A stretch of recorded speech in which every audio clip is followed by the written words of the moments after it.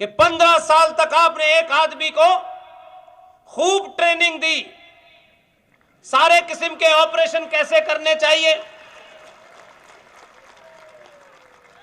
उन ऑपरेशन में किसका ऑपरेशन कैसे करना चाहिए, कब किस तरह से करना चाहिए, उस ट्रेनिंग दे करके 15 साल में आपने कहा गुजरात के लोगों का ख्याल रखने के लिए बहुत है, तुम्हारी जरूरत पूरी हो गई है, तुम दिल्ली जाओ। इस सिलसिले को बंद मत होने दीजिए, अभी आपकी जिम्मेदारी ज्यादा है। जब तक ये होड़ भारत के 29 राज्यों में न लग जाए कि हमें इससे बड़ा पैदा करना है, तब तक इस सिलसिले को बंद मत होने दीजिएगा।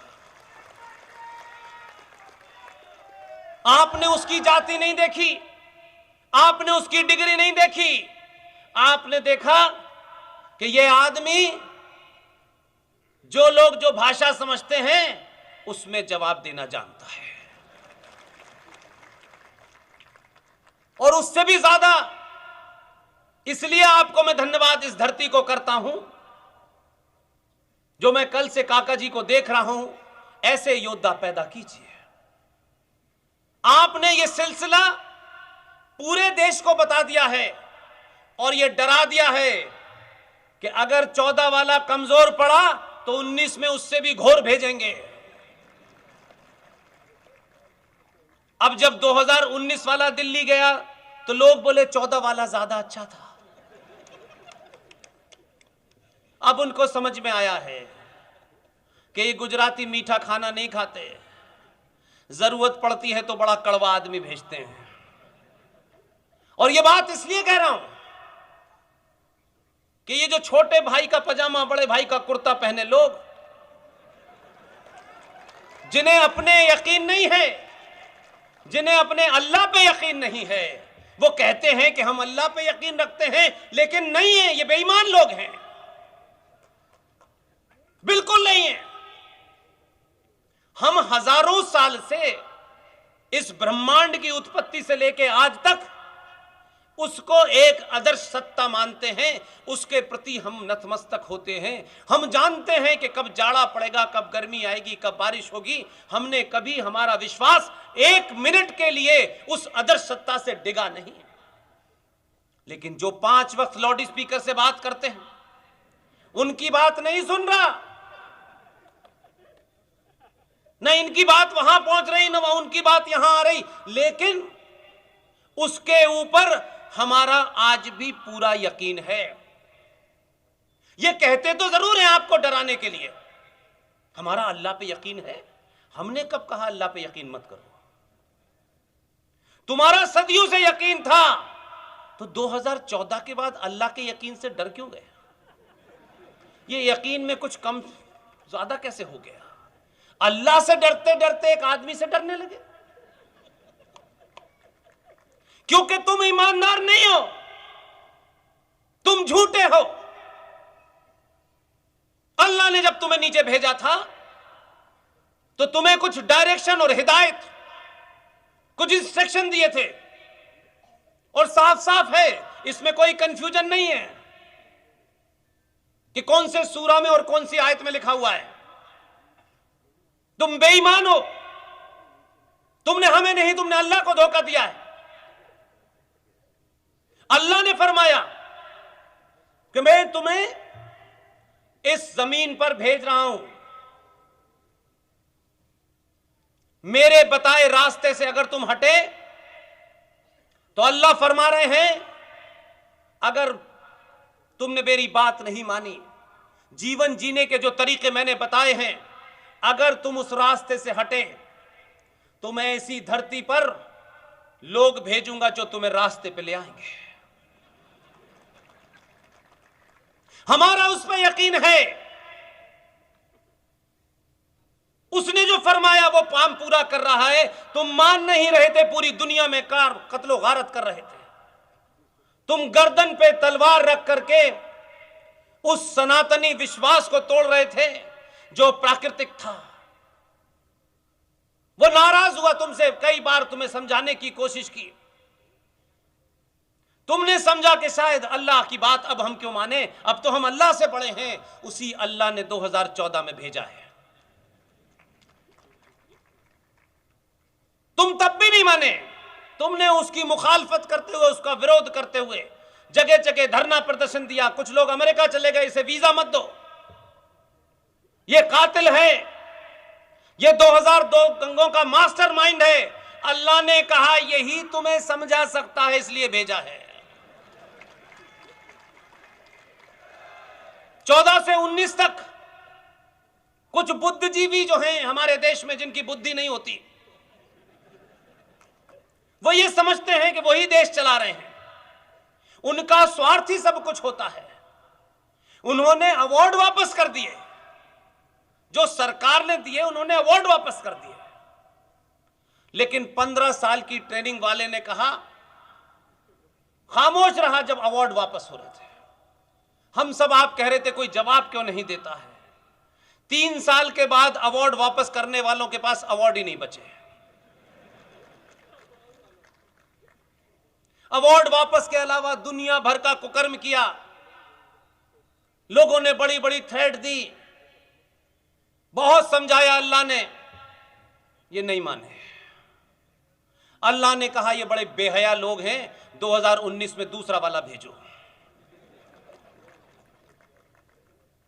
और यही नहीं माने।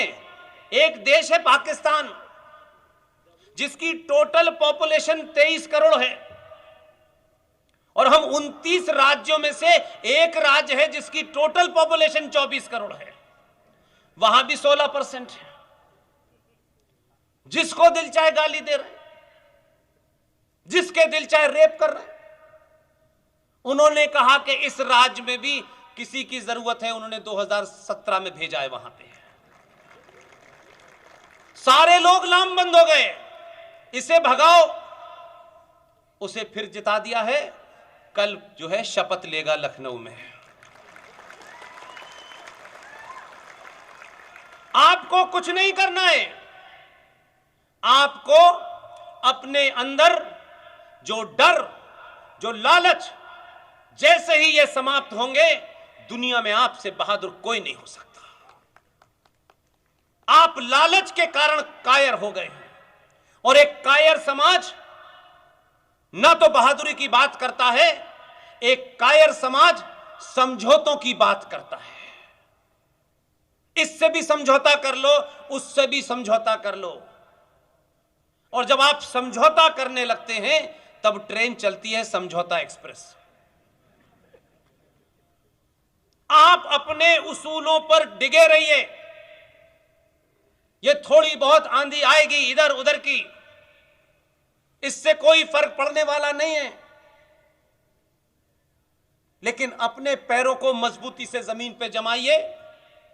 ये कड़वा पटेल है, ये लौवा पटेल है, ये ठाकुर है, ये ब्राह्मण है, ये ओबीसी है। भारत राष्ट्र का जिन्होंने इतिहास गलत पढ़ाया है, भारत राष्ट्र के बारे में जिन्होंने झूठ बोला है, वो सबसे बड़े गद्दार हैं। भारत सदा सदा से कभी जाति प्रधान देश नहीं रहा। भारत भूमि सदा सदा से कर्म प्रधान भूमि रही है। इसलिए जिनका जो काम है वो कर नहीं रहे, और जिसका जो काम है वो कुछ और कर रहे हैं। इसलिए आज इस समाज को चलाने की जो व्यवस्था थी, उस व्यवस्था को मजहबी रंग दे दिया गया। ये जो जातियां बनी, ये जाति इसलिए नहीं थी कि कोई ब्राह्मण मां के पेट से पैदा होगा तो वह ब्राह्मण होगा, ये नहीं है। भगवान परशुराम, उनका एक ही वाक्य है, जन्म जायते शूद्र। मनुष्य जन्म से शूद्र होता है, अपने कर्मों से ब्राह्मण ठाकुर बनिया बनता है। इसलिए हमारे यहां त्यागी की पूजा होती है, जिसने त्याग किया होता है। इसलिए हमारे यहां टाटा, बिरला और अंबानी की पूजा नहीं होती, त्यागी की पूजा होती है। और हमारे यहां वही कारण है कि कर्म प्रधान देश है। हम कर्म देख के किसी को हीरो मानते हैं, बिना कर्मों के नहीं मानते। लेकिन आपको जाति व्यवस्था में फंसा दिया गया है और आप समझते हैं ये हीन है, ये सुप्रीम है। उसकी एक ही मिसाल है, भगवान परशुराम ब्राह्मण थे, रावण भी ब्राह्मण था। रावण अपने कर्मों के कारण चौराहे पे जलाया जाता है और भगवान परशुराम अपने कर्मों के कारण मंदिर में पूजा जाते हैं। यही फर्क है। और भगवान राम जो क्षत्रिय हैं, वो जब रावण का वध करते हैं तो कोई उनके ऊपर ब्राह्मण वध का आरोप नहीं लगता है। लेकिन वही ब्राह्मण मंदिर में बैठ करके मर्यादा पुरुषोत्तम राम को, जो क्षत्रिय है, उन्हें पूछता है, क्योंकि राम त्यागी थे, राम ने त्याग किया था। आप वहां से चलने वाले लोग, गली गली मोहल्ले मोहल्ले आपने तरह तरह के मंदिर पैदा कर दिए। मैंने सुना है किसी चांद मियां को भी आपने मंदिर में रख दिया है, अब उसको ही पूछ रहे हैं। आपके पास क्या देवी देवताओं की कमी थी? आपने इसको व्यापार बना दिया है। आस्थाएं कम हैं, 2 लड्डू भगवान पे चढ़ाएंगे, बदले में कार मिलेगी कि नहीं मिलेगी, इस चिंता में मग्न है। इसलिए हर भगवान को अपने स्वार्थों के हिसाब से रिश्वत देते हैं। बेटा पास हो जाए तो 500 रुपए का प्रसाद, और अगर तुमने भगवान पास नहीं किया तो फौरन दूसरे भगवान के पास,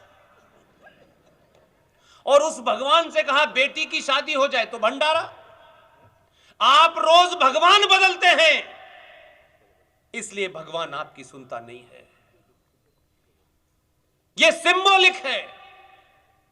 मंदिर आपकी आस्था के केंद्र हैं।